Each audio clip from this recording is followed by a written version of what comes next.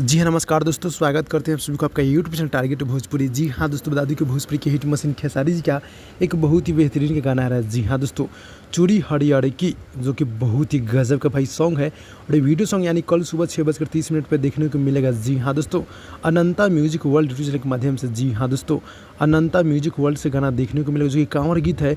भैया इस बार सबसे बेहतरीन ये गाना होने वाला है।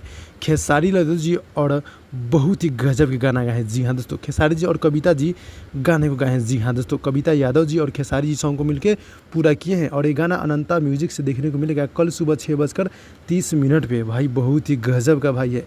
आप सब इस गाने को देखिए। और कोमल सिंह जी वीडियो फीट में नज़र आने वाली है, तो पूरी तरह से बवाल का होने वाला है। जी हाँ दोस्तों, अगर आप लोग चैनल को अभी तक सब्सक्राइब नहीं किए हैं तो चैनल को सब्सक्राइब कर दीजिएगा। और ये गाना कल देखिए। टुनटुन यादव जी गीत को लिखे हैं और आर्या शर्मा जी का म्यूजिक है। जी हाँ दोस्तों, काफ़ी गजब के म्यूजिक आर्या शर्मा जी देते रहते हैं। तो गाना कल सुबह भोरे भोरे आप सब देखिए 3 तारीख को, यानी कल सुबह भोरे भोरे। मिलते हैं अगली वीडियो में, तब तक के लिए धन्यवाद।